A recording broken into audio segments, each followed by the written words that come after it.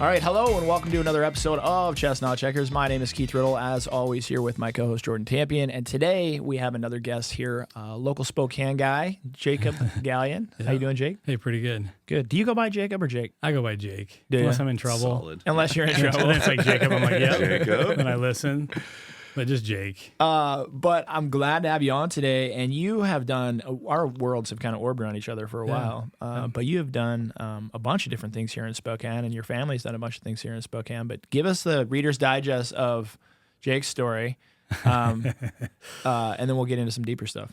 Yeah, well, I grew up in my parents' flooring store. My dad started in 1978, and Flooring. Yes. Flooring, yeah. So my parents started R.W. Gallion in 1978, and they call my generation of the flooring world like old blood. Oh. Because we just grew up in it. There's a handful of the flooring store people that are still kind of original. Who calls it that, by the way? Just the old blood? People. Andy from Brothers, we call it that. Oh, okay. Yeah, I like Andy. He's a pretty good guy. Yeah. No, I was thinking like old money and new money, like the mafia or something. I mean, kind of like that. Controlling the floor. Well, the flooring world's really, the flooring industry is really random, because not random, but no one grows up and wants to work in a flooring store. You're at a job fair and some kid's like, I want to sell carpet. You know what I mean? So there's a lot of us that were just in the industry, and then we've all been tied to since we were either children and just connected with our parents. It's just this spider web of us that are just all tied together. Nice. So, sorry, I interrupted that story. Yeah, you're totally good. You're totally good. I always say Reader's Digest version, and then I interrupt like 18 times. Yeah. So they started, you got your start probably working sales on the flooring. No, well, as a child, I had to go work on the job sites, and then I started as a warehouse guy. Okay. Which was you know, when I was young, I hated it, like having to go to all the warehouses, pick up pallets of stuff, organize all the materials. I had no idea that job there was going to be the greatest pivotal point of all my whole career. How so? I learned I had to follow all the work orders, stage all the jobs. So I learned exactly what all the materials were for, like all the different types of thin sets, all the different types of backer boards, all the different thicknesses of metal for tile. Everything that was needed for every type of interior job, I had to stage it, learn it, understand it. And I had no idea that one day I was going to grow up and then I just had 30 years of data that I walk onto the job sites and I know exactly what needs to go where and it needs to go why, and no sub's ever going to pull a fast one on me. You know, it's Jake's world or no world. And a lot of these modern day subs, as you guys know, they will steamroll they'll go buy Home Depot junk and they'll pull all these little fast ones to save a buck. And it's like, that is not happening. This is how this goes down. And so just putting those opportunities, and then also building the connections at all the local wholesalers, warehouses. You know, you interact with so many like key people. How old were you then? 16. 16. And then I did that for a while. Then I did bump up to sales, and then help and just do all aspects of the business at all times, really. And which was cool too, because as I got older working in there, if I had to go do warehouse stuff, I could manage the warehouse, the sales floor, oversee the installers, drive to a job site. You know, here I'm, in my early 20s, and I could handle any facet of the job sites, not the exterior stuff, because we didn't do exterior remodels, but the inside of things. And it just became it's just second nature. I don't even have to think about it. So when you were young like that, like call it 16 to 20, did you have any other aspirations to do anything else? Like, young kids do? Like, did you ever want to be a doctor or a lawyer or a professional football player? Or were you like, how many to kind of stay in the family business? No, I was the black sheep of the family. There's no hiding that. There's no hiding that. Everyone knows. I like to, when I was young, I liked to party, and I liked, so I was like that kind of lifestyle, construction and working it kind of, unfortunately, goes hand in hand. And so I was kind of a wild young man. Well, I mean, I didn't know this about you. I met you after that. So, post wild man. Yeah, gotcha. So you have siblings? Oh yeah, I'm the youngest of 4. Okay. Yeah. And did any of them still work in the industry? No, my sister. Well, no, because my sister has 9 kids. Gosh! All from the same guy. Good for her. Good for her. And then my brother, he actually went into the military. Mm-hmm. And it was when the second Iraqi war was going, so he was in the Air Force, and so he had to stay and did the GI Bill. Then he got 3 college degrees, and now he's the state auditor of North Dakota. 3 college degrees. Wow. Yeah, really smart guy. Yeah, it's really cool. You are the black sheep. I am. My other sister went to college and all that, but then she ended up marrying a Mohawk rep. so kind of in the industry. And then they have 5 kids, and she's just a stay-at-home mom. Good for her. Yeah. Nice. And her husband's still, I think, a regional Mohawker. He's pretty high up for Mohawk Industries. So did you end up taking everything over completely, or did you end up going out on your own? I went out on my own. My parents, because they started a granite shop doing countertops in about 2004. My dad is he likes everything done really proper, and so do I. It's like it's a mental problem at this point. It's a gift for my customers. It's a curse for who's not my customer. Yeah. And in 2004, one of the granite shops, did a shitty job and told him, too bad, it's natural stone. And he's like, no. He's like, I'll do it better. And he went and bought a track saw and some just basic hand tools for doing countertops, started doing them in our warehouse. And then that transitioned into a big, huge part of their business. And they have full CNC machine, water jets. And Oh, wow. and so I helped, develop that business with them. Like that was over 20 years ago. But eventually in about mid 2000s, I wanted to do more. Like any young man, you don't always want to work for your parents. It's kind of like mommy and daddy. It's like, it's kind of like not. And so Well, it's weird if you're still talking to him like that and you're 20, right? Yeah, That's what I asked my questions. yeah, no, I agree.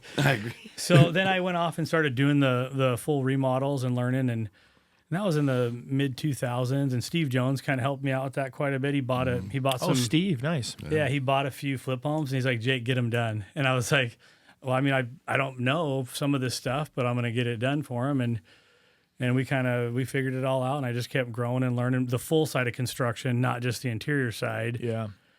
And so I've just been doing the remodels, for a while now. That's awesome. Well, that's not all you do. Yeah. But that's and I a just big- started a plumbing company with one of my plumbers too. Tell us about that. How'd that spawn?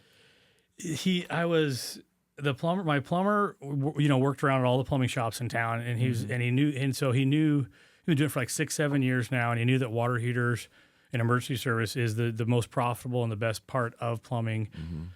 And he kept bugging me about it, and I was like, why would I own a plumbing company? I do remodels, and we're doing $100,000 remodels, $800,000 remodels all the time. We're working. I was like, I don't know what you're talking about. And it's kind of a funny story, but I actually got food poisoning. And I've never had food poisoning like that where I had to go to the hospital. I had to go to the ER, transport me to the hospital because it was so bad. And I was stuck in the hospital for 5 days. I don't know if you've had to, and with food poisoning, they didn't quite know what was going on. We don't have to go into the details, but what did you eat?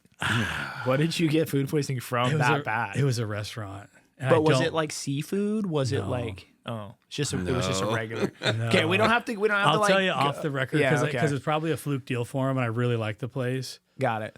But then when you're sick like that, they're checking on you because my heart was really elevated there's all these problems. So they're checking on you every hour and a half, no sleep for 5 days. And I don't know why the Spokane Water Heater name just started just blaring in my brain. And then I had my phone, of course. And so I started checking the statistics of Spokane, and it just was running all these numbers. We have like in our area, we have about 300,000 houses plus or minus.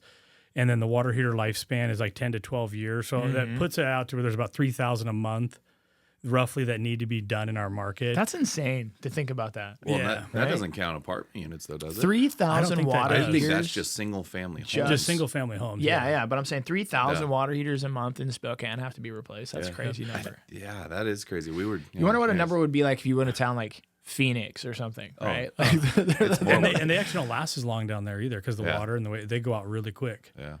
Does hard water here hurt ours a lot? Yeah. Because ours are, you said 10, 12. Most of our replacement life cycles are 5, 7. Yeah, if the water's really hard, it does actually affect them. But I'm going to make this statement right now. Yeah. And that's all bullshit. It's just the way that they're making them. Because I got water heaters from 1975. They're still in some of my rentals. Those they ones work corroded just fine, Well, that's why we try to stick to the Bradford whites because they are ceramic lined, and that does make a big difference. Oh, okay. But a lot of the water heaters you see nowadays, people are buying like the Lowe's and Home Depot ones. Stuff made at Lowe's and Home Depot is made for Lowe's and Home Depot. It's to fit that price point. So a lot of that stuff is butchered down to be as cheap as possible. Yeah. And that stuff does fail. And then obviously we have a lot of the tankless water heater upgrades that people like doing. If you have gas, it is a great upgrade, as long as you get a good Nivian system. But I love the tankless. Yeah, well, it's such a balance because every apartment unit we built, so cool part is I think after this next set will be over 800 built in the last like 3 years. That's But cool. Congratulations. every one of those has a 40 or, well, we went to 50 gallon because it was actually cheaper. Yeah. A It is. 50 gallon individual water tank. And what you don't always think about is like when those go out, that's 50 gallons plus ongoing water that floods into those. And we had that happen in one unit, Yeah. just a faulty one. And it's just those one pieces. That's where I think fairly that's why rare, people though, shy. It's right? very- Like typically, it's like they stop making hot water, but they don't start leaking, They don't right? leak, It's yeah. pretty rare that they blow Yeah. and then leak, but and then leak, but it just kind of flooded into those third floor, second floor, first floor. which I always love is like a home inspection thing or like a code thing. They make you put that little pan Yeah. underneath of the hot water tank. And the What's it So do? it's like it's a 40-gallon hot water tank, and you put a little pan under the 3-inch lip, and they're like, "Well, this is in case the little relief valve blows." And I'm like, "Well, how's that gonna work?" Or we love the hurricane straps. Oh, the For our hurricane, climate, or they call them earthquake Earthquake straps. straps, too. Earthquake which straps. makes more Yeah, sense. I gotta strap this thing to the wall so it Yeah. doesn't Well, fall. in a now little... new code, we have a drain that goes to a drain. I mean, a pipe. The pipe gets piped directly to a drain, so we don't have that issue. But Yeah. our come up was doing old C-class units. And so we'd manage them, fix them. And I'm like, I don't know if I could go Yeah. back to those from that side of it. But to your point, it's that everybody thinks they can install one, but they can't. Yeah. It's like that next level up. It's not switching a faucet, even though if you I explained feel it to like somebody, you should be anybody able. could, No, that's what I'm really. saying. But then you go to do it, and it's like, nope, you got to hardwire it, or you got to the gas. That's just probably throws the people gas and back. the electrical is probably the biggest problem. But you're that's- talking. But it's funny because like I've installed like 5 of them now, and it's not like rocket science, but it's big enough, Yeah. right? And I think that's why it'll always have a place. What you're talking If about. they're newer, if they're like a newer home, they're fairly easy to swap out. But when we're doing these like old ones, and it's just a rat's nest. Well, and you never know where they're at, right? They're in an old cellar basement Yeah. with like concrete steps that are all crooked and they're, tucked in. I get it, right? Like some of that stuff is definitely not Johnny homeowner stuff. Sometimes they're fairly accessible though. yeah, we like it when they're accessible. It's the only part of the American dream I never understood. Like they forget to tell you about the maintenance of the American dream. I know. Like the I hate own the house maintenance. one, it's such an interesting one because I think that's why you're going to see this pendulum shift where I think legal and the white collar just got paid a lot because you didn't understand it. Now all of Yeah. a sudden with AI, you'll understand it a ton. I don't know how they're going to fix the plumbing one.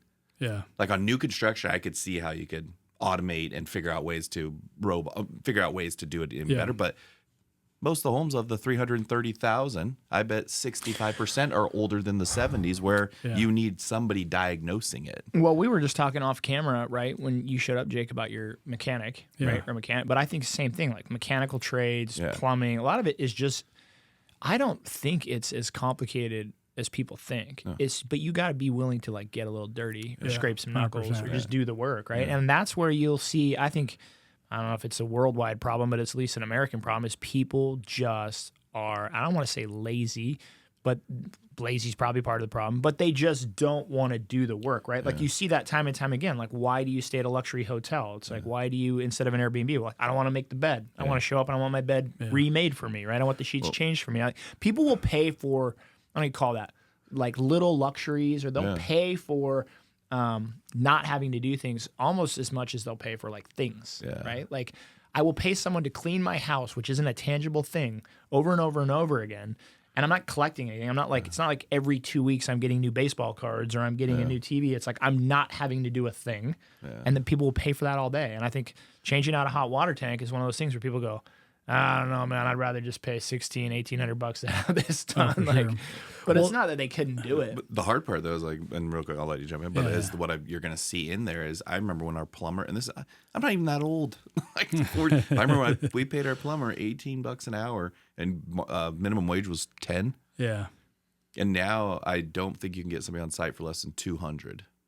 And I so in my mind, like as you're looking at housing and stuff, that's what I'm talking. Like I think a plumber goes to 500 an hour because of the specialty nature of what they're doing, and that'll be the pendulum swing where we're talking about affordable housing as one piece. So you finally get it affordable to get them in there, but then with some of these older ones, it's going to be that balance of now you still got to maintain it. Yep. And that is the hardest thing for the market right now in general. Just that's even with my remodel company. Yeah.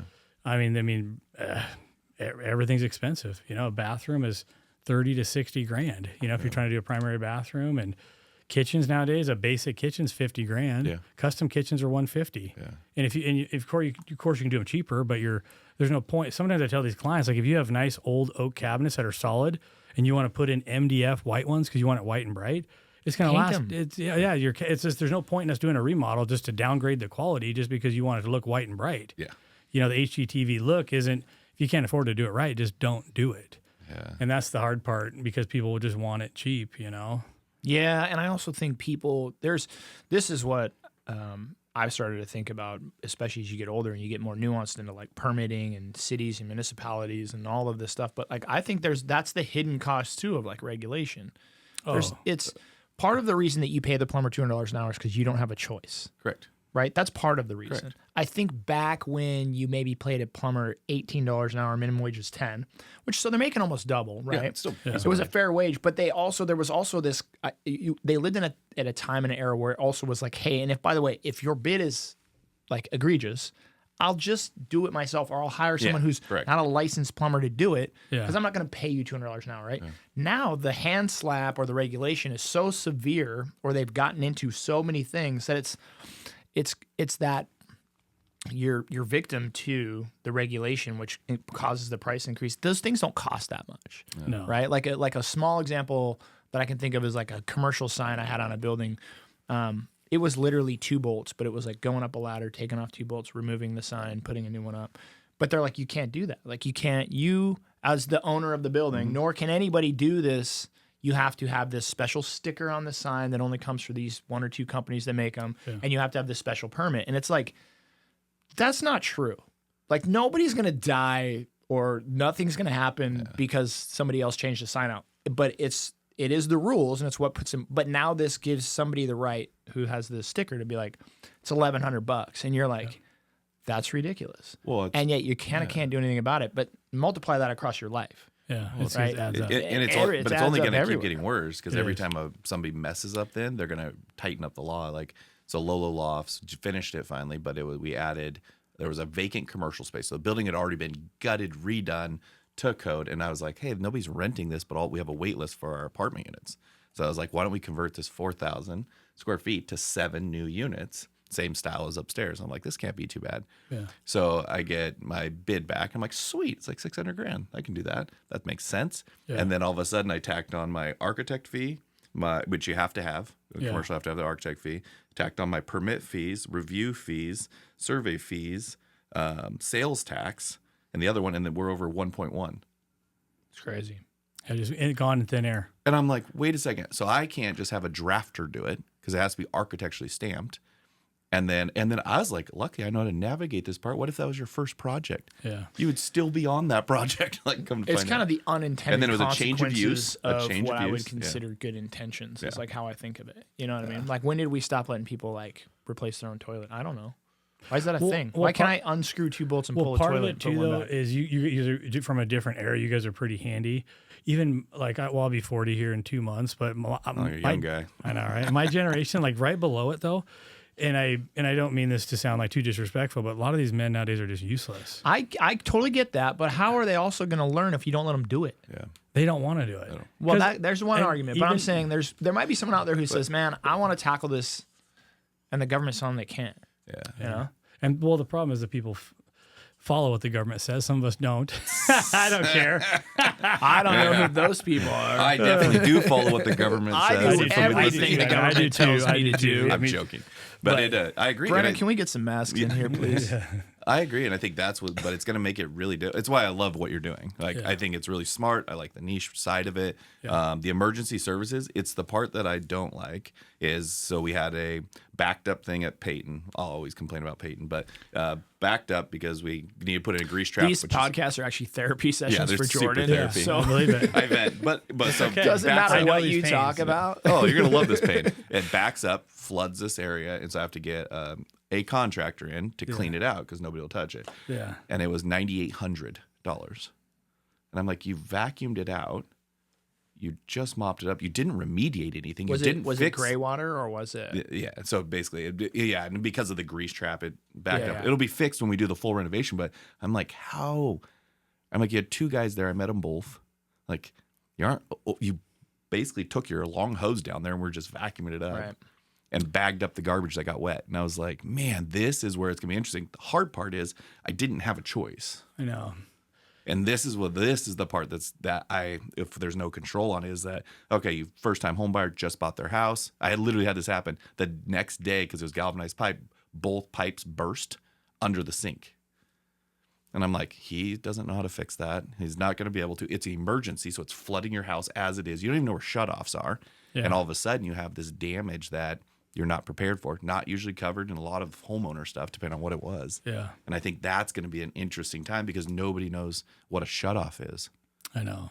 Like there almost has to be like a basic home ownership class. Like I don't know. I go the skills. other way with just like the school of hard knocks, and I know but I'm like, shit happens. But that's how you learn, right? Like I feel like we do this thing where we go down this humongously slippery slope of like dumbing it down. So now no one knows where a shutoff is. Okay, so now we're going to create these emergency self-regulated shutoff devices that cost. It's like.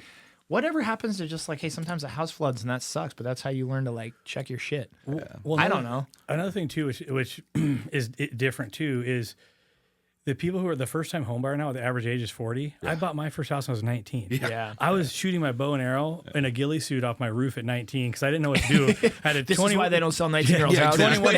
2,100 square foot house, 5 bedrooms by myself. Yeah. I would like change bedrooms every few months. Like I don't know why. Yeah, you're sleep in this one. I was Goldilocks of. But thought stuff would break, and I had to learn it at 19 years old. And then in my construction company, I will hire guys. Not anymore. I'm only doing no more W-2 employees, but.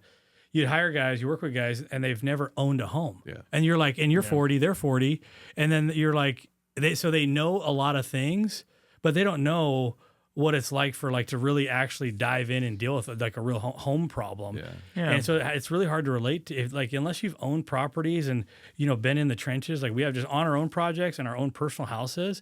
You just get so much data from that a lot of these people aren't getting nowadays because they're living in apartments or they're living, in a rental house because they're not doing the American dream of buying it and fixing it up. I guess where my thesis takes me is that I think most people just become renters. Yeah, they do. Like just long term, not only because of affordability, but because of that next level of affordability, which is maintenance. 100%. I hear it all the time. Or a service is created where you kind of hire it, so you're like a pseudo renter. You own the house. It's an interesting conversation too because of I don't know if you guys saw the press release that just came out yesterday from President Trump.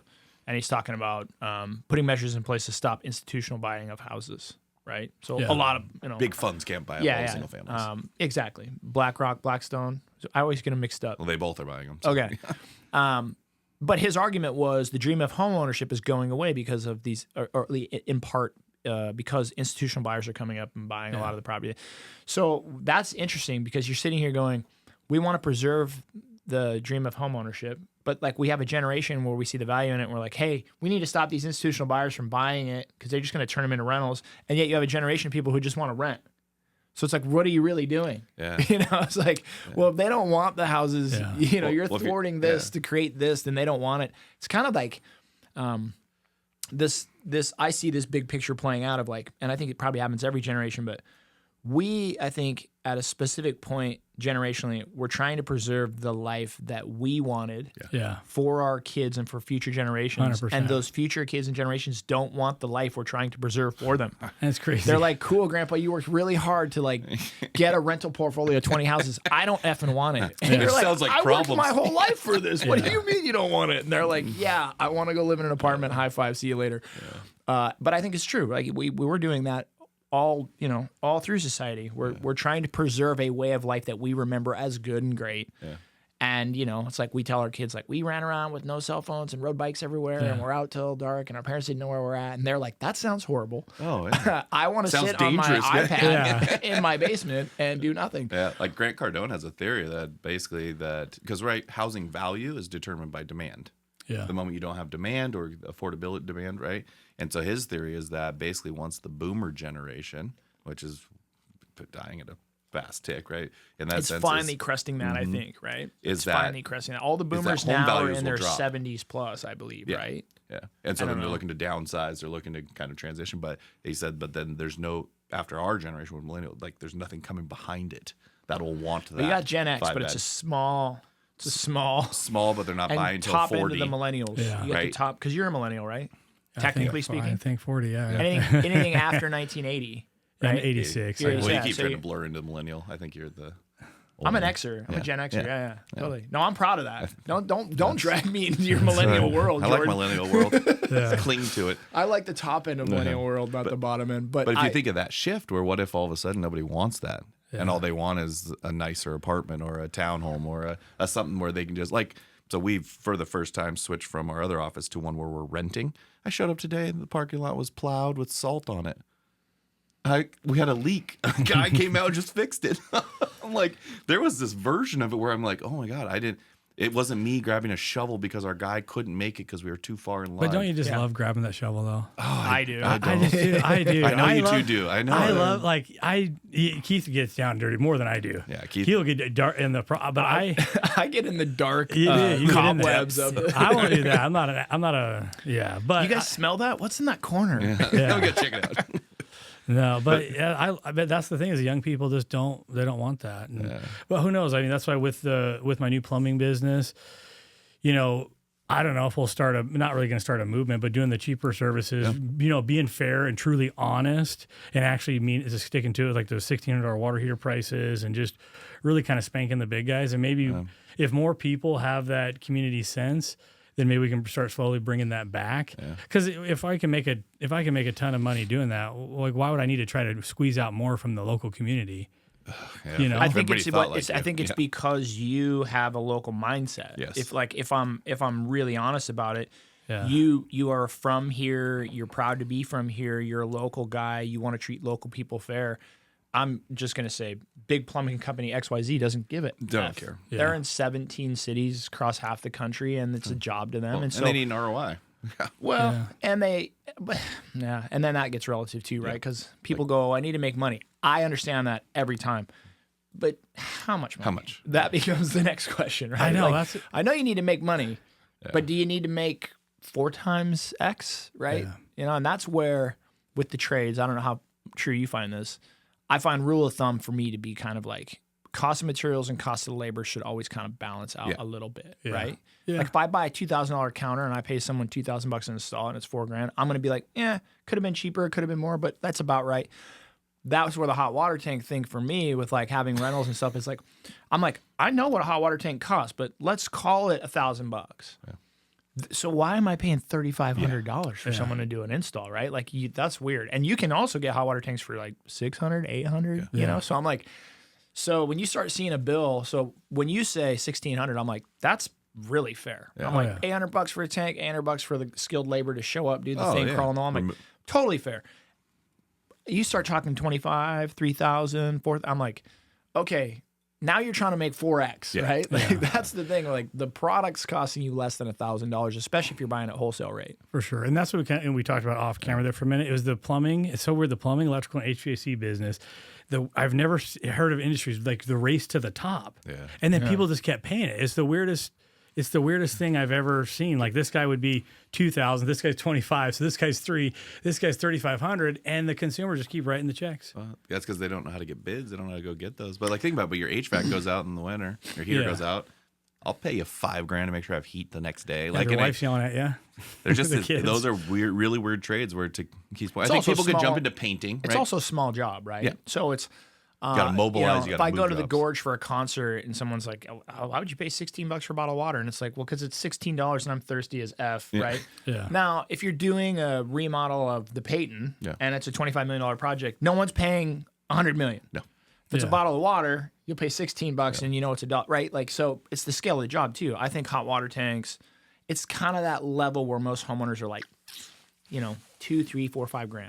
Now, I think you jump above that, I think it changes drastically. Oh, yeah. I think if you start talking about like decks, start talking about interior remodel, then people are going to get a little bit more savvy. Yeah. Oh, so you're saying this because it's a small job. Because of the smallness people of aren't it, as people critical. are just kind of went like, it's no different than like a restaurant thing. Like I feel like we all know that a cheeseburger doesn't cost $25. Yeah. But it's $25, so we all go and buy $25 burgers, How'd you settle on the $1,600 price? Was it as much as you want to disclose on it? Because I was wondering if you ever get a comment because are you too cheap? It's like one of my rules is I never hire the cheapest guy. Yeah, we've been the cheapest. I mean, there are handyman and there are some of like the individual van guys that will be a little bit cheaper sometimes. But the reason why customers also like to call the bigger plumbing companies is the bigger plumbing companies, the reputable companies, they screw up the job, they're going to fix it. The single one-off guys won't. Yeah. And so there's a security blanket with paying extra for that. But then there's that, what is that blanket worth? But the reason why we came up with the $1,600 price was we're cheaper than right in the same price that like handyman and some of the cheaper plumbers can do it, the one-offs. But then we're cheap enough to where the bigger companies would really have to take a big hit to follow that price point. Yeah. And I don't know, we ran over numbers. I share an office with my construction company. We keep the business really lean, and that is the biggest and most important part about all businesses, just keeping it lean. And if we keep it lean, we can, it's easy to offer that price point. And we know it's a price point where our goal would be to do like at least 3 to 5 a day is the goal. Oh, okay. And then we're still pretty profitable at that point. When we're doing 1 a day at that price point, it's not extremely profitable. But at the end of the day, like if we're still making money and my kids have food and I make 6 figures a year, it's not going to like, we're just going with it. Yeah. Have you always had that kind of mindset towards it?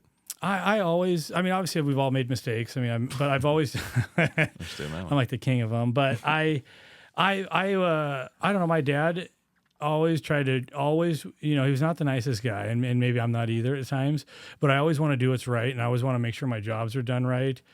And sometimes it's always not about money, because I've had life, and all of us have experienced high fluctuations of money in my life. I've had times where I've had tons of money. I've been poor, broke, eating canned food out of the can. I've done that life before. Then I'm back up here. Then I'm back eating canned food out of the can.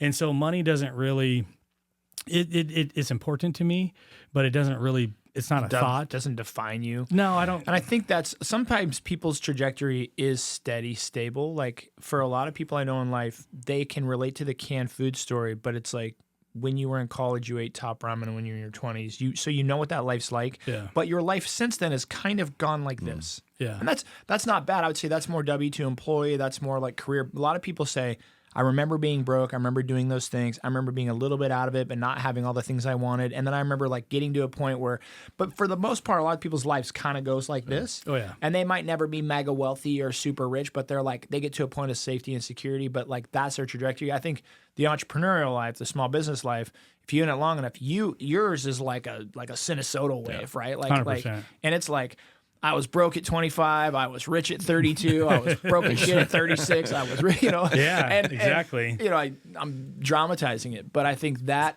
is a much different experience than a lot of people have, because you do, I think, at some point in the aggregate, hopefully, not always, but in the aggregate, you do kind of have a snap, and it might not happen the first 1 or 2, but at some point you have to be like, okay, I need to be who I am to my kids, to my spouse, to my friends, whether my bank account's good or bad. Because I could tell you this, the first 2 times I went to it, I was a really shitty person when I was broke, and I was a really overly generous person when I was rich. But I was letting it define me as a person. Like my identity was tied to the number in my bank account, unfortunately, like just being transparent. And it took a while to learn of like, hey man, you start seeing that thing go down, it's going there, like, hey, market shift or whatever. Yeah. And you're like, well, am I going to be a prick for the next 6 months or 6 years, however long it takes to get back? And so I think I personally, by what I'm hearing you say, is you some point in time separate yourself from that. Oh yeah.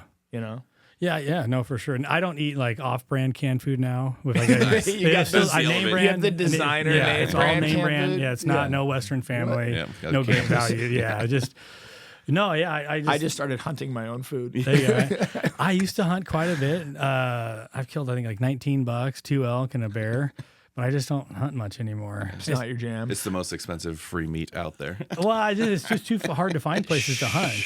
But that's true. That's true. Jordan, quiet. That's that meme that said that I almost sent it to you. Sold, right? That I'm actually. Because everybody comes back like, look, now the freezer's full. And I'm like, gun, 6 weeks off. Gas. Travel. Yeah. Hunting food while hunting. I was like, oh. Yeah. Well, I think that's what this show's helped to dive into a little bit, is just kind of people's mindset and how you get there. Because not everybody who's sitting with food poisoning for 5 days pulls up a phone and creates a business, right? Yeah. And there's just something that ticks a little bit different with one. So I'm very resilient. Okay. Like you can throw me Like I can, sometimes when you have those your life crash where we talked about, or you have to rebuild it. Sometimes that happens, just happens.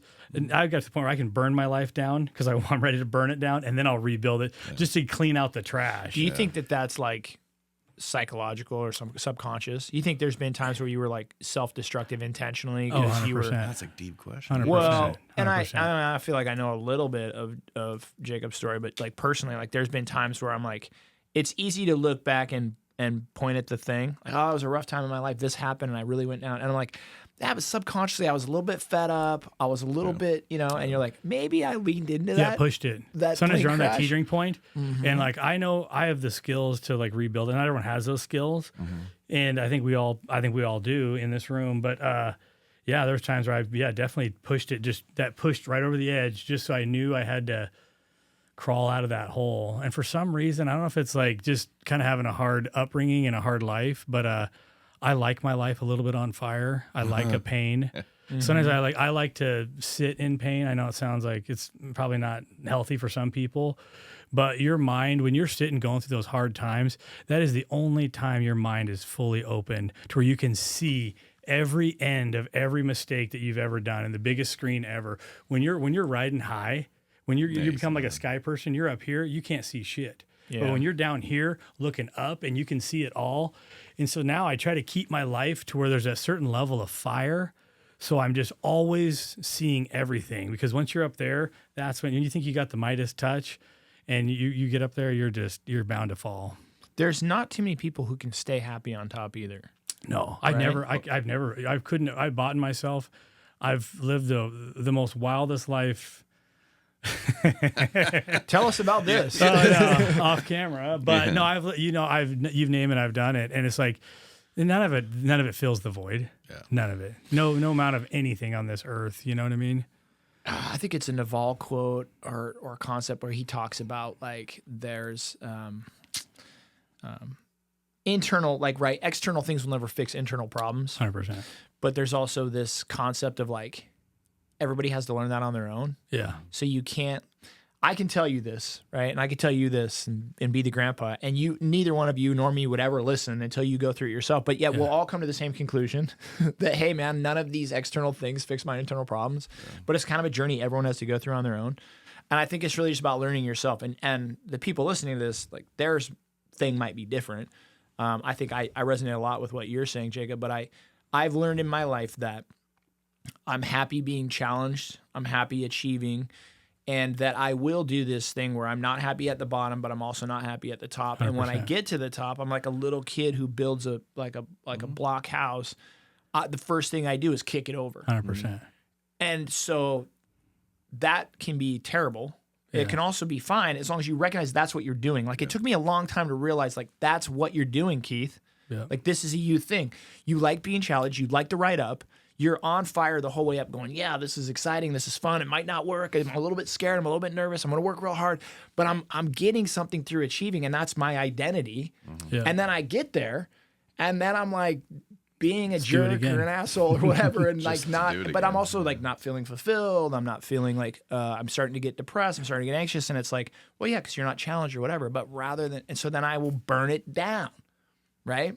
Yep. Which is like fine for Keith, maybe not fine for the people that rode up with me and are like, dude, what are you doing? We've all worked so hard for this and you're just destroying it. And I'm like, well, isn't that the point? And they're like, not for me. That wasn't mine, right? It's funny that, well, kind of to add, with the plumbing business, for me, it's been a lot of excitement just to use all the skills I have and like what we're talking about in building something again. Because I built a remodel business is kind of, I've kept it where I only handpick all the customers and projects now. I try not to do as much.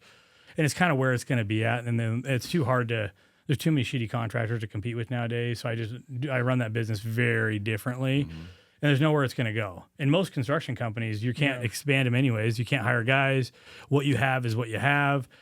And so it's not as exciting for me. And then always competing with like kind of dirtball contractors has really just kind of drained it for me, where you're always the bad guy. And now with the plumbing company, I get to build another company from scratch, the logo we designed, the name I came up, everything on my own and with my partners and people, my team. and build it from scratch. And then the cool thing about being the plumber business is you're the savior every time. The contractor, I'm the bad guy every day. Hey, your house sucks, this problem, this is going to cost more. The guys are late, they're sick, this and that. It's never good news. It's here's an expensive bill. The plumber, you walk in or you have no hot water, boom, here's your new hot water heater for $1,600. And then we're in and out and everyone's just super happy. The whole experience is happy. Everyone's happy. And I don't know I can't remember the last time I've felt that or experienced that. It's been a long time. It's interesting to look at the different things that we choose to do, especially business-wise, where you're talking about that dynamic. Because I feel the same way sometimes about real estate, or at least like as a real estate agent. It's like if you price the house right and it sells in a day, everyone's like, you underpriced it. Yeah. You should have asked more, right? Or what did you do for this money? You only worked for like 2, And if you don't, and that listing's on market for 6 months and doesn't sell and needs a price reduction, it's like, what? I thought you were a professional, didn't you? How did So it's like you're always in this bind of like, if you do it well and make it look easy, people don't want to pay for it, question what they're paying, or wonder if you did the best job you could. And if you, but you choose to live in that world, right? Like I've chose to live in that world. I don't complain about it because I'm like it's kind of the way it is. But there's so many other things out there where you're like, yeah, you're the savior, or you're the good guy all the time. I want one of those jobs. That's why I finally get to experience that, and it's kind of cool. You kind of feel good at the end of the day. You're like, well, we were, when you save a customer $1,000, think about how much that stimulates the economy. I think the last 2 weeks we've saved customers over $10,000, and that $10,000, it would have went to other businesses, and that still helps the local economy, but nothing like keeping money in the actual community, because in that money they can go spend at local restaurants, clothes for their kids, and that is what that's the cool feeling there. And then we still made money. Yeah. So it's like, I could have made more, but it's like, it's not whatever. I'd rather sell 100 water heaters than 5 at a higher price. What's interesting is like, I hear what you're saying. I think it takes a sophistication, like a level and an awareness level to be where you're at, in the sense of like, hey, I don't have to charge an arm and a leg, but I need to take some money. But every time I have that conversation with people that ends up having similar responses, I always am interested in like, so why 1,600, or what's that number? And usually it's kind of a feeling. It's kind of a feeling. Whether you clean pools or clean a house or change, right? People are like, I don't know, it just feels right. Like I can make some money here. I don't feel like I'm getting, but there's no real like, nobody did this extensive mathematical equation. I did not. It's just kind of like, it's just a nice round number because too. I feel good about charging it. I feel like it's fair, and I feel like everybody wins. Because 1995 sounds like a sweet spot. Just it doesn't matter whether you do. And it crossed my mind, but then we were like, you know what? Let's just go for it. Yeah. And it's just, it's funny that you said that, because it was just a feeling. I was like, you know what? We were him-hawing around, and we were still cheaper than the big guys, but we weren't like getting all the sales. And so then we just, I don't know. I just talked to Manny. I was like, Manny's my plumber and the business partner. And I was like, let's just do $1,600. The gas ones, you have to charge $100 more because the gas charges $100 more, but still $1,700 for a gas water heater installed is a good deal. And the Bradford Whites too. And that's what he said. We're like, I like how he talks to us like we know what the Bradford Whites are. I have no idea. The brand. Bradford White's the #1 water heater in America, the best one. They have the best warranty, best customer service. We got to call them. They stand behind everything. They're like literally the top food chain. And so I wanted to offer the best price on the best product, not like some other plumbing companies. Best price on a lower tier product. And that's what I didn't want that. I don't want to be like, okay, because there are a couple other companies that do $1,600 reams. Well, reams aren't even an American-made company. I don't. Yeah, the brand was American, 50 years ago. But I don't, I'm not calling a foreign company for my customers for warranty issues. Yeah. And I'd rather put the best for the cheapest. Yeah. So talk to me a little bit. I'm going to switch gears on you here, but talk to me a little bit about your journey. We talked about the flooring thing, and obviously you're doing this, and we've kind of scaled. But what I'm hearing you say, and what I want to dive into a little bit here, if you're willing, is like, I feel like at some point in your life you had some pretty drastic changes. Like a shift. Yeah, I've been right. Contract your life, partying. Drinking, doing your thing. Life's probably not bad. It's probably not good. But at some point in time, the Jacob I'm sitting across from now, and I feel like the reason you're here, is a different person. Oh, 100%. What was the pinnacle moment or moments? Like what really was the transition in your life that? That's a tough question. It's obviously like a kind of a loaded question. I think how I answer it, because I have lived a pretty, maybe a selfish life, you could say too, a party life, and You did. I don't think you do now. No, I mean, no. 100%, you're a great father. 100% sober. You got no kids. 100% no drugs, no alcohol, no nothing. Yeah, nothing, yeah. You're zero. clean, sober. You're straight. And you have been 100%, for a while. So it's not. You're not like And I never really had like a drug and alcohol problem. I just like to party. Kind of like when you talked about when you're. I love that phrase. I like never really had a drug and alcohol problem. I just like to party. Yeah, it's like my buddy one time. Like, isn't that what a drug and alcohol problem is? Yeah, pretty much. But it kind of reminds me of one of my buddies at the casino, and he dead serious looks at us. He goes, "I don't have a gambling problem unless I'm at the casino." Yeah. He started being serious. I was like, "What? We're here. What are you talking about?" Like, yeah. And no, I don't know. I've always wanted to do good, and it's always I don't know why I was wired this way. Probably because I had a pretty hard upbringing. My parents were pretty hard on us, and just a lot of pressure on myself. I did have I was kind of a bad kid, I guess. Maybe more of a misunderstood kid, and I was always kind of told I was going to be a loser and never do anything, never amount to anything. And I hear those voices in my head every single day. And now I look back at some of those people who have like told me that, and they couldn't even sit at my table. Yeah, they couldn't even sit at my table when it comes to anything with the way I raise my kids, how I operate, and I think that is my driving force. A lot of times, I know it sounds like morbid or sad, but it's not to me. Some people go through hardships in life, and they just use it to be their reason to be a piece of shit, and that's just not how I ever will operate, And I don't know. I have three kids, and I don't know. I just want to. This life goes by so fast, and you wake up and it's just like gone. It's like, what do we want to, be remembered for or create while we're here? And obviously, I can't create nothing huge, but I can create something for my daughters and family, and that is kind of my driving force. You think having kids was the primary driver? It was for me. I don't know if that was for you or not. Yeah, Yeah, I mean, I was still pretty wild when I had my young kids. I grew up with my twins. I have twins that are going to be they're 14, and then I have a baby, like a 15-month-old. She just turned 15. Oh, man, you got a new one. Yeah. Nice. Yeah, oops. It'll be great, man. I had an oops about 4 years ago, but I think it definitely turned out all right.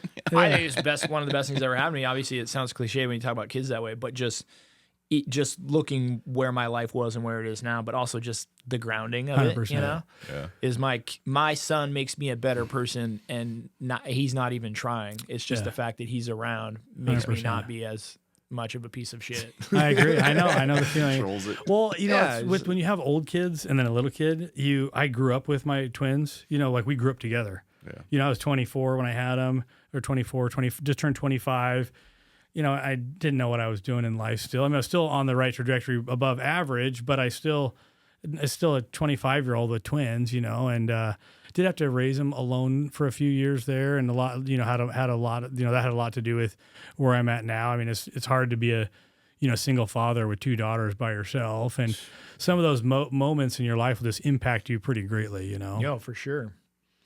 So what was the, regardless of the specific moment, what was the biggest change, you think? Like what was it? Just wanting more, just like when you're, if you're out just partying or this or that or your life, there's like a void that can't be fulfilled by that. There's just certain things that can't be filled. And there's no external anything that's going to fulfill anything internal. And I just wanted to do more, and I just kind of had to burn my life down. I think I burned it down in 2018.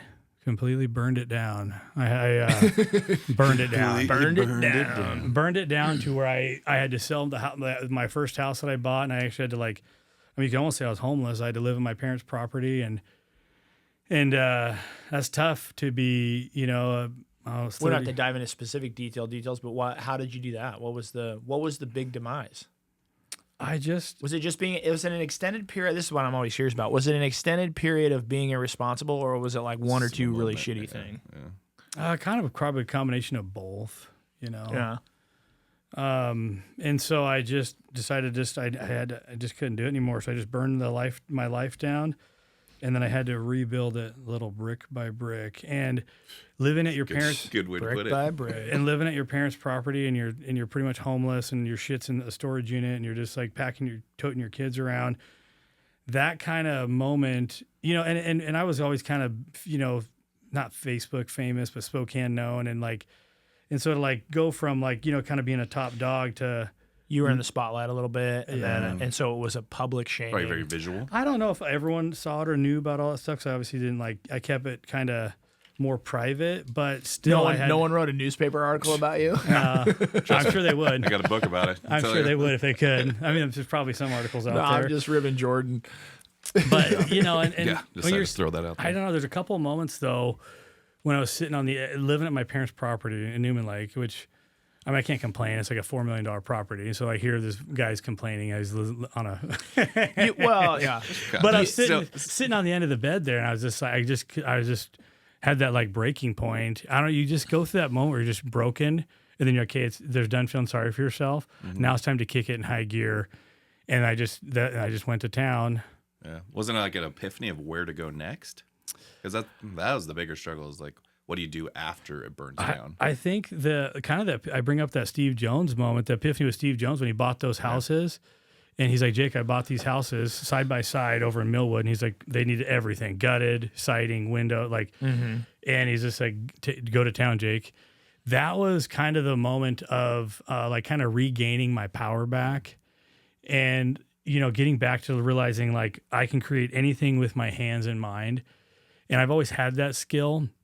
If I can dream it or see it, I can do it. Like, it doesn't matter what industry and whatever I'm doing, if I can see it, I can do it. And Steve put that opportunity in front of me. You mean see it visually, like in your mind? Yep. Yeah. And same with my remodel projects. If I can, because sometimes customers want you to do some weird shit. I'm like, I can't see this is going to be stupid. Yeah. It's the hardest project to work on. And then when you visualize this beautiful masterpiece, it's like artwork. Yeah. And I can create it even better, and the flow just gets really dialed in. So anything I can see, like I can solve the plumbing business in the hospital, sick, death, like nearly dying, and I could foreshadow the logo, the everything, and I just can put it in. I don't know how I know who to call, when to call, why to call, things I've never even done before. I never even used Chat GTP before, and I used to hate it and talk shit about everyone that used it. And then here I'm just out of the hospital, like I lost like 30 pounds, Chat GTP and all this plumbing business stuff, and like creating all the back end of the business on my own. But I think some of those drive and learning those skills are those moments of when I burned my life down to the ground, sitting on the end of the bed at my parents' house, just like, what the heck am I doing? And then even from Steve buying those houses and just saying, Jake, figure it out, get it done. And I just did it. I don't know. You just start doing things that you don't even know how to do. And you either have that survival builder mentality or you just don't. It's so funny to hear people's stories and find the parallels. And one of the things about this podcast that I'm grateful for is when you hear these stories, everyone's low can be totally different. Yeah. Like for you, you're like, well, I was basically homeless living at my parents' house. So I can immediately resonate with like, yeah, dude, that would be super humbling and embarrassing to have to like go live with my parents at like middle age, right? And then you're like, and it was a $4 million lake house. You're like, whoa, okay. Somebody else's low is like a mud hut in Africa, and the two don't equate. But it doesn't really matter. It doesn't matter what your low is, right? Low. Like you could be Beverly Hills rich in a mansion in California, or you could be like living in a hut in Africa. But it doesn't really matter what your version of low is. When it is a low to you, it's a low. And when you got to build back, you got to build back. So it's always interesting to me to hear what people's lows were or are, you know, because your low could have been someone's dream. Yeah, right. But we don't frame it that way. The shooting range, the 3-mile ATV track. Yeah. It's like there's granite Saturday. There's granite countertops in the shooting range, and then there's like doors, actuators to open up so you can shoot, so your gun's rested on granite. Okay. Well, and the thing is that I'm assuming here, but you probably didn't care about any of that was sitting there. No. Like you were like numb to it, right? Nothing. You're just sitting there at an now. all-time life It's low, stuff. and you're in this epic spot, right? Like how you know that story is as long. Well, you know, and with my mentality, which I've always had, and I don't know where I got it from, but I've always looked at life as I don't see roadblocks in life. I just see hurdles. And the people who see roadblocks just irritate the shit out of me, for one. Because like if you put a problem in front of me, it's like I don't care to hear about the problem. Okay, I want to know that you had a problem. What was your solution to get to the end route? Because that's what really matters. And I handle problems very, very well. Like it's very troubleshooting and problems for me. I don't even have to think about them. I instantly go into like who to call, how to call. Well, you go into solve it mode or solution mode, and I think that's an uncanny attribute that a lot of entrepreneurs, the successful ones or small business owners have is it's not that you're immune to the fact that there's problems or don't know that there's problems. It's the fact that like if I'm sitting around a table with 5 people, we can talk about the problems and then we're going to move on very quickly to, okay, recognize and move on. I don't want to sit around and talk about the problems. No, and I would makes me say, mad. I would say societally, that's a lot more of the case. I think the news, the media, the government, like what they want to do is very specifically spend lots of time talking about why this can't work. This is why your project won't work, Jordan, just so you're clear. And then this is why it won't work, and this is why it won't work, and you're like, I get it. Understood. Let's talk about hypothetically, if it were to work, what that would look like, right? Like, 100%.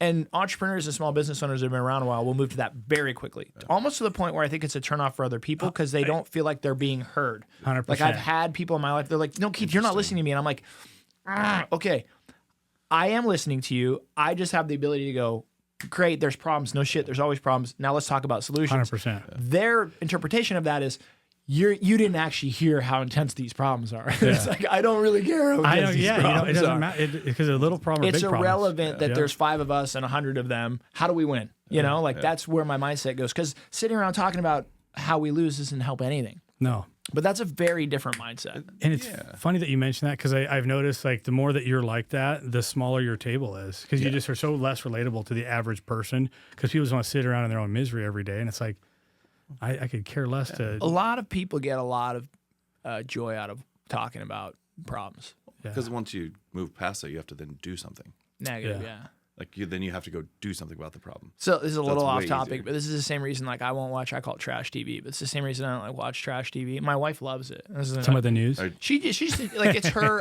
News or like Real Housewives? Real Housewives Yeah. stuff, Love that news, stuff. you know, like whatever. I'm saying like, but we all know people that watch the news, right? Yeah. But I think it's a lot of them are probably older generations, but I even have some friends my generations are like CNN, Fox, whatever, you know, that's their. They would spend a substantial amount of their time on their phone or on a computer or whatever watching the news. Dude, I probably watch a news program like on election day every 4 years or something. Yeah. Like I don't do it. Yeah. My wife likes, I call it trash TV. It's enjoyment. Hey, just self-admitting here, like I love magic. I will watch magic, Magic's dude, fun. on YouTube or whatever. You guys have ever seen Oz Perlman? No. No, you Well, heard of you it. can I'll you have to check check it that out. out If now. you haven't checked out Oz Perlman, check him out.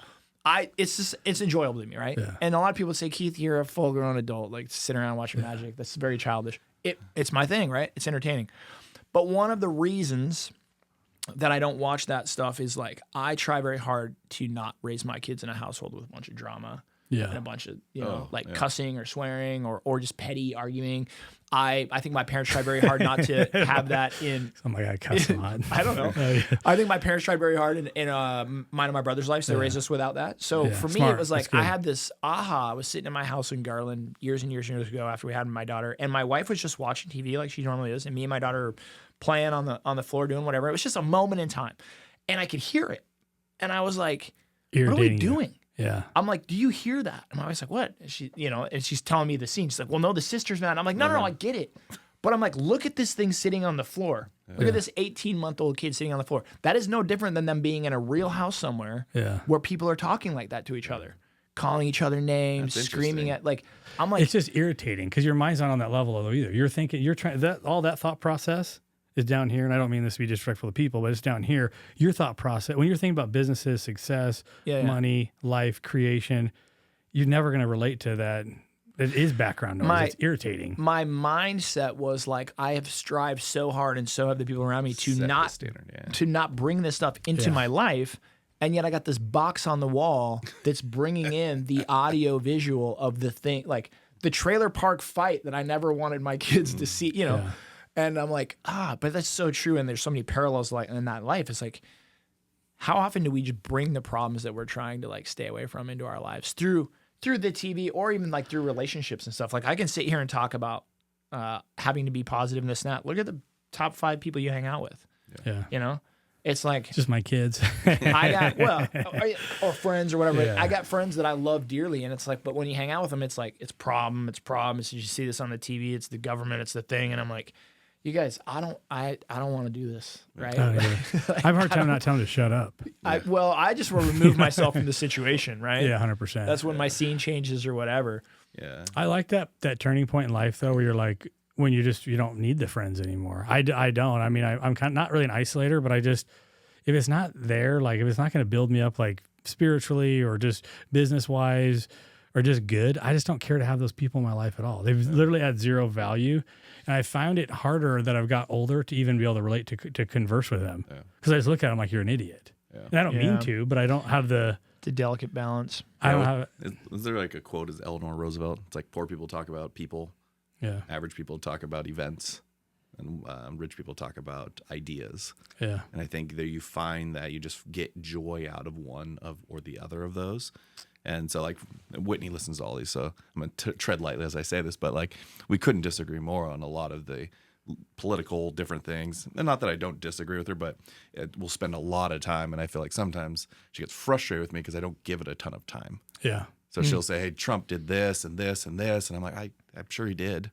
Yeah. But, like, right now I still got to go out and I got 100 employees that I got to think about. 100%. And so I think there is a disconnect lost there. I don't think you jump right into it, but it's like, there still is that connection piece, because what I found is the more I did that, then the circle kept getting smaller. Yeah.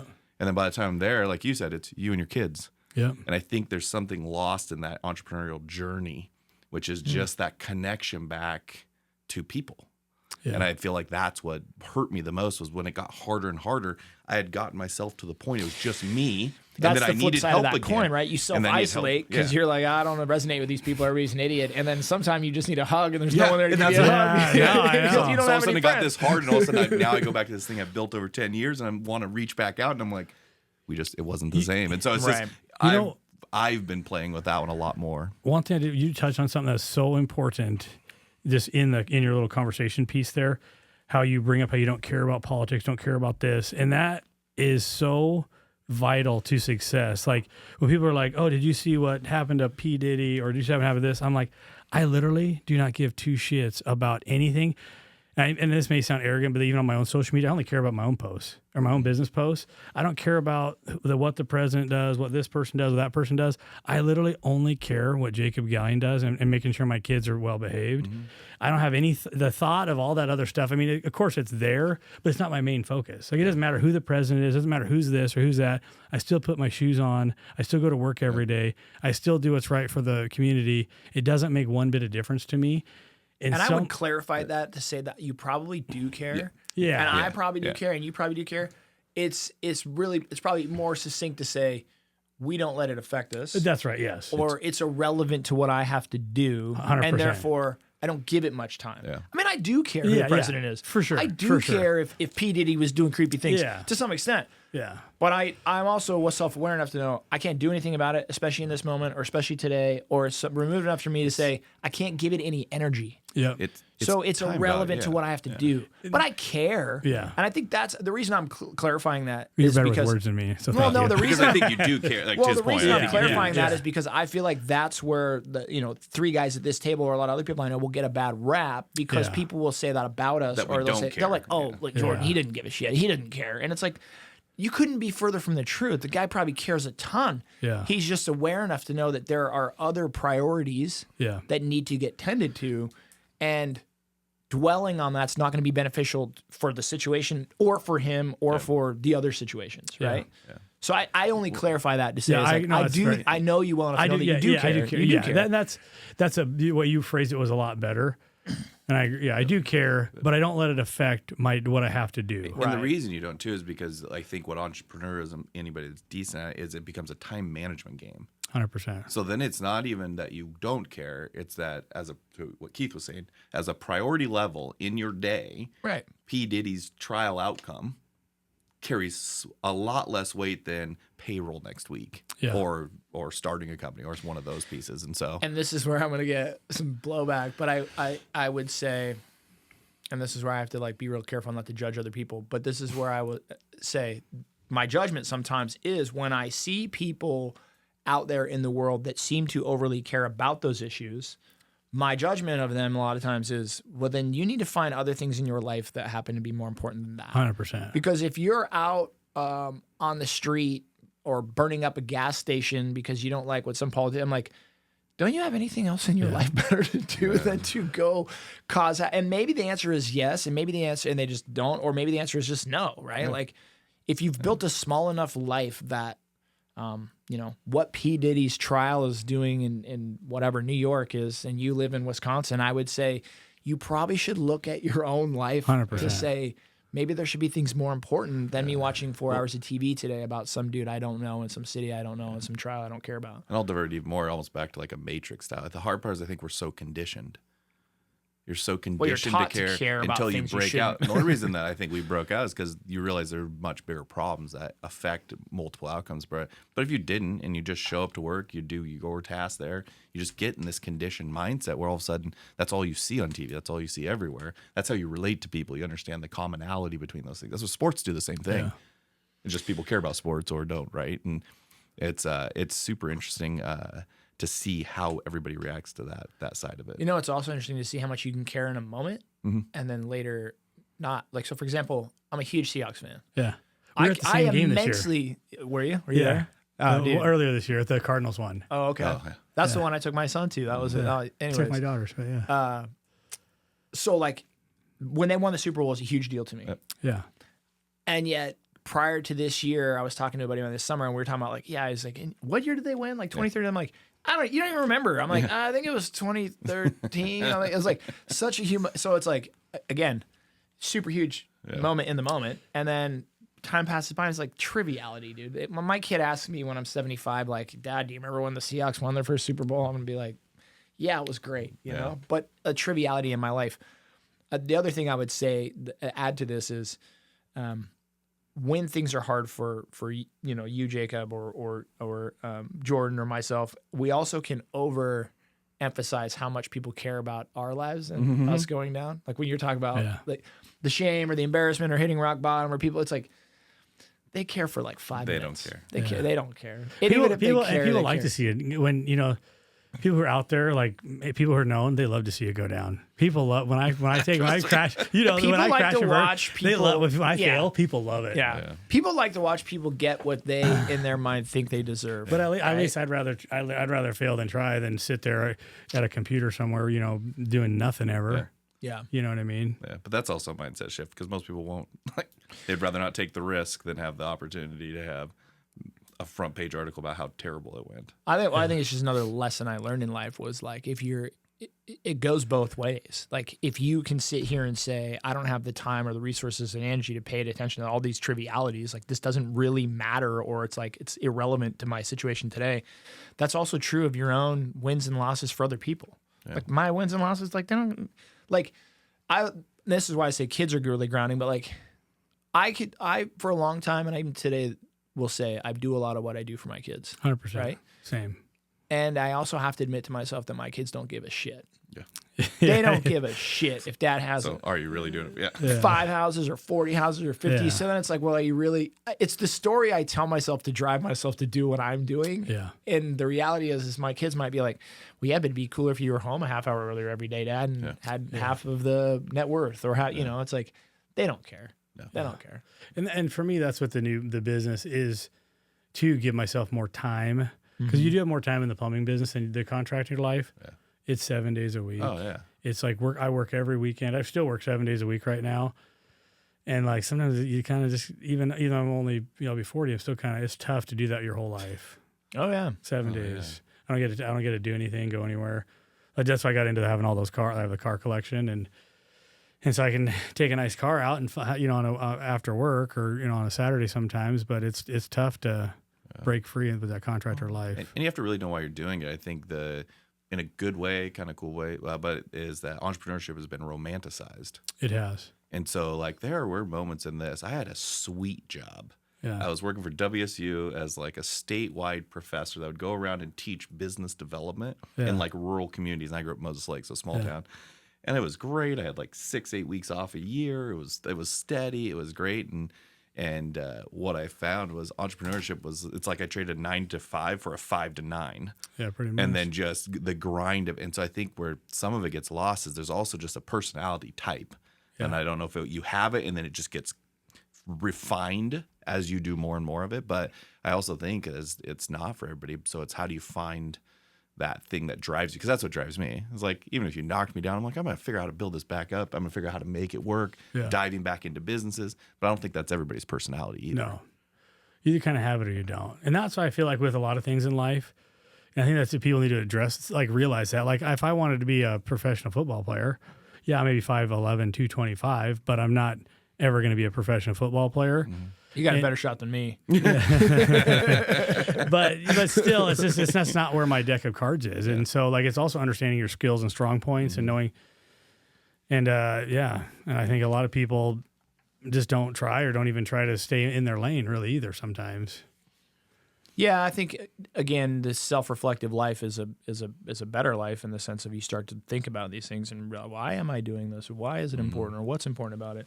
I think the hard part as you get older, for me at least, has been to realize that a lot of the things that drove me and that I really cared about were silly, or a little foolish.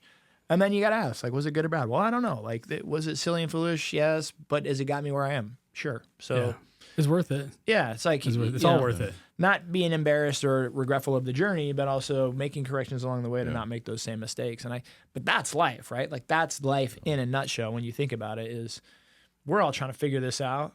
And I think the one thing that I've learned as I've gotten older is to give myself a little bit of grace and to give other people a little bit of grace because of that. Right? Like we're all kind of a bunch of idiots still figuring this out. It's harder to give it to other people sometimes, or sometimes yourself.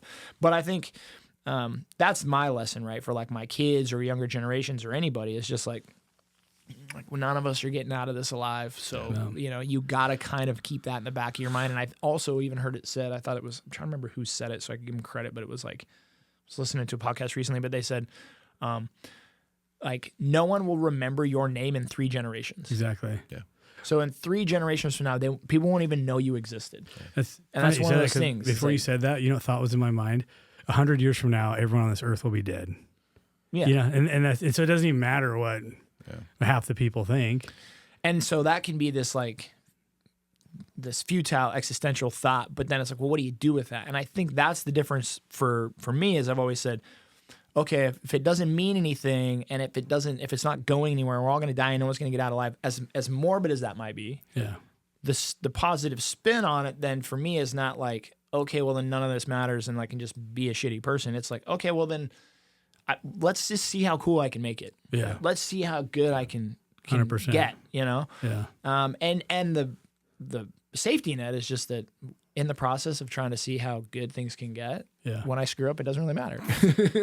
That's right? true. Like that's the pull away. I think the problem is you can take it real negative, right? Like you can go real nihilistic with it. There's no point in being nice or a good person or friendly or community minded if none of it matters. For me, I was like always took the positive spin. I'm like, well, then let's just see what we can do. It's just fun to pushing yourself to the max, isn't it? Just like when you're hunting stuff and just for me, that's just what pushing your mind, body, and everything that you got. I think just because the short time that we are here, it's like, well, let's just see what we can do with what we got, and let's just try to see how far we can go with bend the stick before it breaks. Yeah, and it's just I don't know.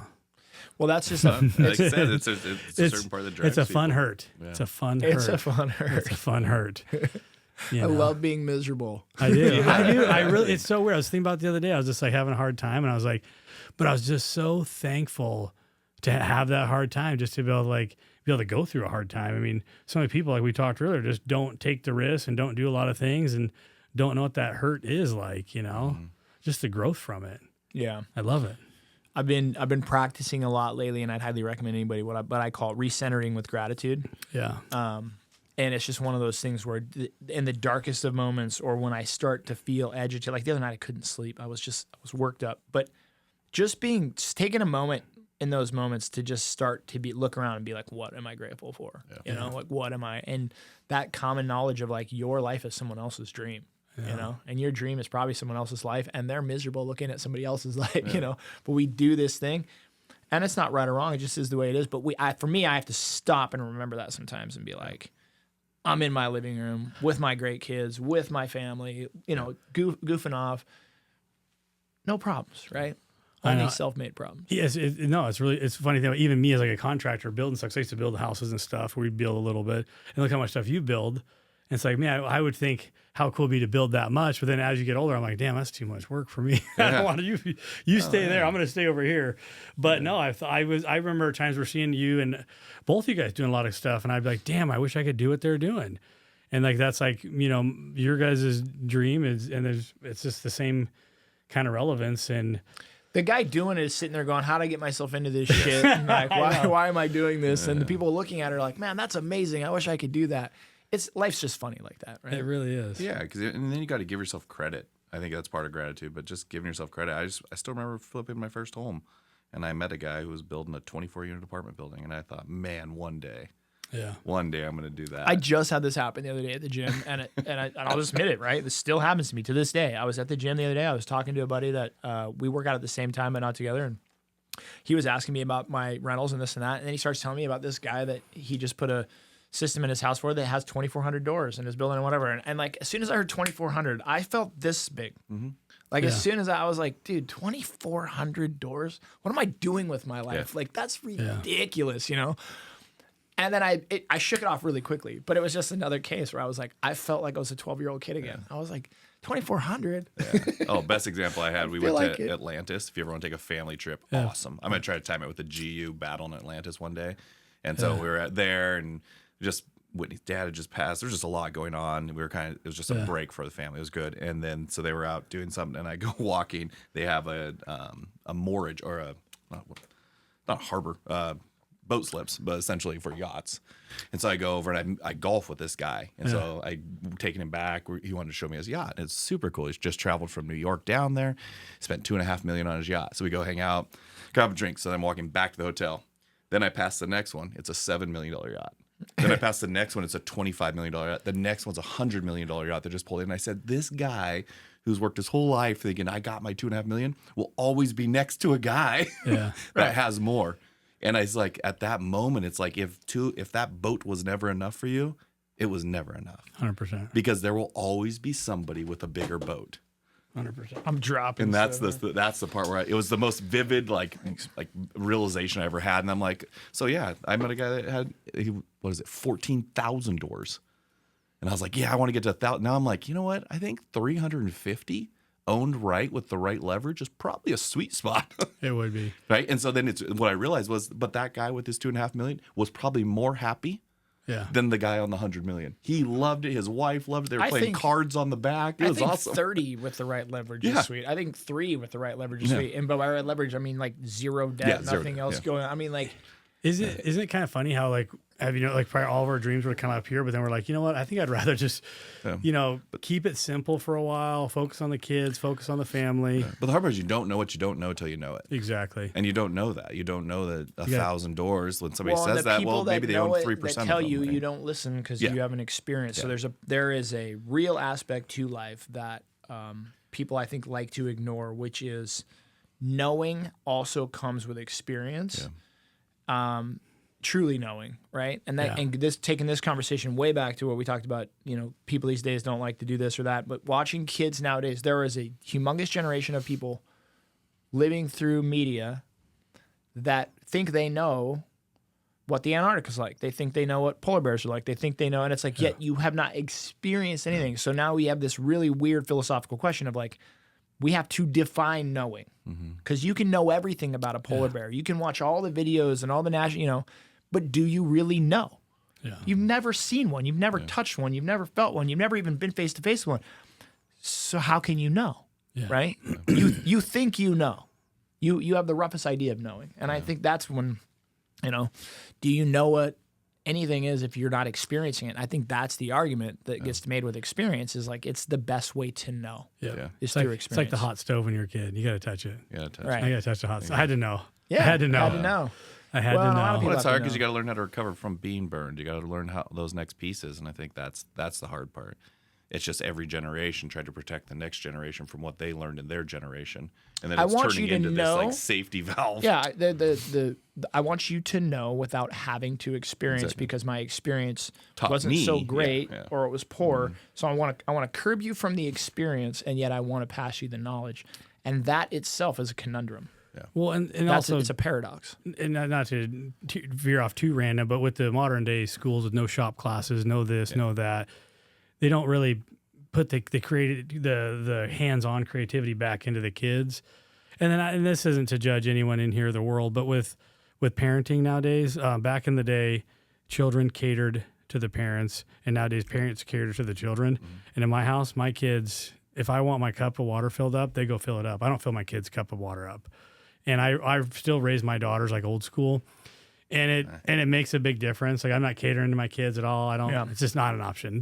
My baby, that's a different story. I'll be, treated a little different, dude. But I don't mess around like and it's paid off pretty well. I mean, but what do you think they're doing that? They're doing that because they didn't get catered to, and all they wished for as a kid was to be catered to. So then they're gonna change their parenting styles, and what it does is take away the hard lessons you learned by not being catered to. And so then it's just this pendulum swing. Just going to keep swinging, and then all of a sudden it'll be like, wait, now nobody's tough enough. Hard men so then make the next generation, the next generation is going to be tough on them, and then it goes. What I've centered in on, and it's just mine, but I throw it out there is what I've centered in on with my kids is the thing that I care the most about, more than any skill, more than any experience, more than anything, is their mindset. Like that is where I like the cup of water thing. To me, it's not about you physically getting up and going to get me a cup of water or not. It's about the mindset of like, you having enough respect for your father that when I ask something of you, you're willing to do it.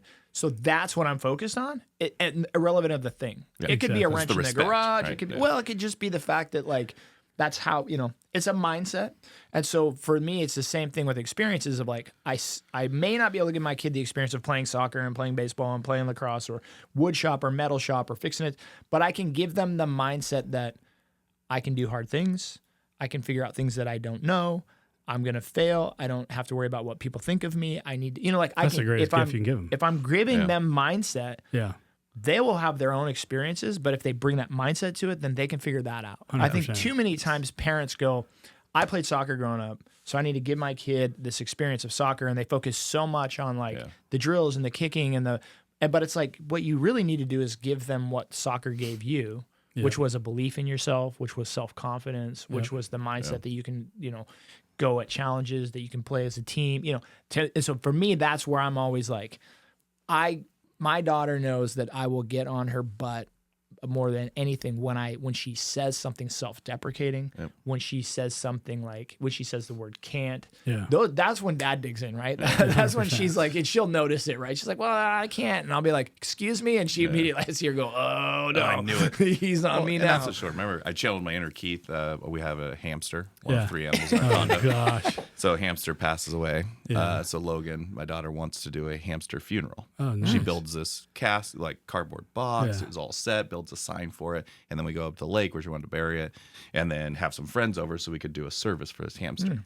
So we go out. I dig in the permafrost to get up, bury it. We go, and she's kind of acting a little different, a little goofy, and then so we do it, drinks, and then 2 days later, I just hear her crying in her room. I'm like, what happened?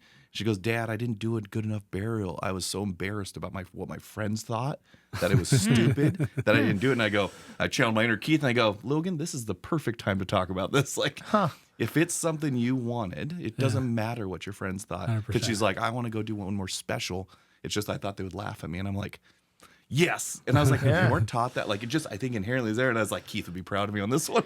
So I spent 30 minutes. We broke down. I said, why? And what got to that feeling? And she's like, oh, okay. And felt better. But it was like, even treating her to be aware you just made a decision based on what you thought other people would think of you. Well, it was cool of her to be that self-aware of it on her own. But it's because I keep bringing it up whether like you just said anything or not, I think that happens to a person once or twice in their life or 3 times. And then you realize, hey, if something's important to me and I let other people's opinion of me or thoughts of me deter me for doing what's important to me, and it doesn't feel good and I don't like it, well, then by that 3rd or 4th time, they're going to like, you know what? I don't care that these people are here. The last 2 or 3 times I did this, I walked away crying later because I didn't express myself the way I wanted. I'm not going to do that anymore. It's like making a stand for themselves. That's really cool that she realized that. I know. That's what I said. Because I've been like, every time I hear the can't's my big one, but then that's the one where she's like, I'm like, why don't you want to do that? Why don't you want to wear that? And then every time it's because, oh, I don't think it'll look. I'm like, no, if you want to wear that thing, you wear that thing. And so it was finally like, I'm like, dude, Keith, you'll be proud. It's a full circle. Well, and even to add to all that, it's really just trying to make your kids asset to society someday, not a burden. In those little moments like that, just talking, communicating, teaching those inner skills. As all of us know as business owners, those are the type of people that we need to work with. And if they don't have that ability, they're not useless, but they're not. It's really tough to survive in a working environment where you have a boss, and the troubleshooting skills, be able to address your emotions. It's all so crucial. And nowadays, like so many grownups don't have any of those 3 skills. And then it's just, they're non-workable. There's nothing you can do. That's what's hard. Well, when you can't take care of yourself, that's a problem. Yep. If you can take care of yourself, that's like meeting standard. My goal is to get to the point where my kids can take care of themselves well enough that they can also be a leader and a servant to others. 100%. Right. And I think that's like succinctly as like, we got a generation of people that are not even raising their kids to take care of themselves. They're raising dependent children on a system, on a person, on a thing. 100%. Everything's something else's fault. You should give my kids special treatment if they deserve it. It's like, you're creating a dependent person. This is not good for society. No. Creating an independent person is great. At least they're like, hey, I can take care of my own stuff, right? You don't got to feed me. You don't got to worry about me. I'm over here in the corner doing my own thing. You can teach them that like you have gifts that are an exception so that you can take care of yourself and then take care of others, help other people, grow other people, teach other people how to think, teach other people how to learn. You know, that's kind of that pinnacle that I strive for that is so far out there compared to what I see in typical. Well, my daughters had a speech delay. They couldn't really talk well, so they're about 10, and it still affects them to this day. And so I always had them. We always did a lot of like charity stuff, and I help out the Cast for Kids. I don't know if you guys know about that. I've been doing that since 2017. Cast for Kids? Yeah, it's been pretty cool. They have had to change the terminology. It was for disadvantaged kids. But, you know, generally it's a lot of foster kids, special needs, and just kids. Just any parent can sign up. But the basis is for kids who, you know, are less fortunate. And so there's about 40 of us. We take out about 40 kids fishing. They get a T-shirt, plaque, just to make it a really fun want experience. in on that. I know, right? I feel like you're already part of that one. I heard the word cast, and I was like, we're talking about fishing, right? And so my daughter's been a big part of that with me for almost 9 years now, and it was having them help other kids in need while they were having issues was probably one of the better moves I made. Because they could having speech issues, but then they're helping kids with issues, and that barrier I think really shaped them into how good they are now. Because I was at their basketball game, and some young man came up and shake my hand and thank me for how nice my daughters were to him, and it was almost made me sad in a way because like, well, damn, that's pretty sad that a kid is thankful that my daughters are nice to him. Like that should be that should be a bare minimum. Like. And then even like the other story, like when I put it on Facebook or when some kid was getting bullied and my daughters just stepped in and helped out. And it's like, they don't even tell me about this stuff. Cause you know, with bullies, I get kind of, I'm self-employed, so I can go take care of dad. Cause I can go take care of problems. You know what I'm saying? And I will. Jacob's the grade school bully at the playground. They're like, oh shit. Well, I think it's a rule. If your kid picks on my kid, then I get to pick on the dad. That's a fair rule. I don't like that rule because my youngest son's a jerk, so I'm like, he's gonna get picked on a few times. Hey, if my youngest son ever does something, like just pick on him, Jacob. Go direct to him. He'll be fine. That's fine. You can smack him. He's 4. But no, and just hearing stories about the girls just stepping up like that on their own with no one else around, like that's the key part. No one else around, they're doing that stuff, and those little moments like that to me are just like, damn, how did this guy from Spokane is supposed to never amount to anything, tattoos, wild, and let's say forget about all the business stuff and anything else. But if I come out and have good kids and my kids are like, changing the world in the right direction, that's all that really matters. Yeah, everything else is just stuff. Yeah, just stuff. I think it's always my fun part about all these interviews. I always think we're going to go into how you're going to grow Spokane Water Heater into a $100 million company. And then we always pivot back to hope our kids are not assholes. Yeah, exactly. It is. I mean, after all that, if it goes that way, but it's true great, because most people are doing it for that kind of reason. Like even I'd say the same thing. And then I think it's the beautiful life when you can kind of combine those and get 100%. Kind of energy, purpose, and all those things out of it. And the idea that we build something that I don't want to pass. My dad they was hard on me, never. They let me live on the property, but that was like it. There was no special. There was so many, and I think that all the times I was drowning, and I wish I had someone there, and no one was there to save me. No one ever to this day. And I think those moments impacted me the most, like to be able to find my inner strength, but to build these businesses and do these things, knowing that maybe my kids can work there or learn or be part of it someday, is a big driving force too. Yeah. And if they're not, then they have their own path, but then they got to see. Like all of our kids have seen the highs and lows, got to watch. They got a front row seat of business 101, failure 101, you name it. Mm-hmm. And that visual, even seeing that with my parents, it was huge. And so we've already set our kids up with such an advantage just in that aspect, not from all the good we've given them, but also all the bad, the heartaches. When my life burned down to the ground, I was like, I think for one bit, they're ready to live in my aunt's basement. I had to lug my kids around like that. Like, they'll remember those moments, but they'll remember me crawling out from our aunt's basement to my parents' property to a little shadle house that I got and just rebuilding it from scratch. And they'll know what that's like. And I mean, those skills alone versus, or if I just had a normal job 9 to 5 and the kids never got to experience some of those hard moments, they would never know what that's like to go through all that, and it's a lot of pain for them, but then it's also a massive gift, Hopefully they don't have to go through that stuff when they're growing up or when they're older, but if they do, they'll know how to. Tools if they have to. Yeah. Yeah, that's the way I like to think about it too. Like all the pain I give my kids is for their own good. Exactly. It's a better way to think of it. No, yeah, I'm hard on my kids though. I really am. Yeah, I really am. You kind of have to be. Well, Jacob, we have this conversation for dang near ever. Yeah, for sure. We always have to wrap these things up at some point, but thank you for taking the time to come out here so today, much. man, It's and fun. talk with us. And looking forward to seeing more of what you do. But as far as where can people find you? Just the SpokaneWaterHeater.com, the Gallion Design Build. A lot of people hit me up on Facebook, just Jacob Gallion. That's kind of the best, easiest ways to get a hold of me. I'm kind of a hermit, but Yeah. No, absolutely, man. Well, I appreciate it. Yeah, I appreciate you having me on here, and I look forward to sharing with you guys the growth of the plumbing company, and just see where all these roads take us. Excited to see where both your guys' adventures go, and Me too. I'm really excited to see. If you could tell me, that would be great. but that moment's gonna hit one day, and for sure. and it's gonna be cool to see it. For sure. Thank you. Thank Well, you. thank you very much. Thanks, guys.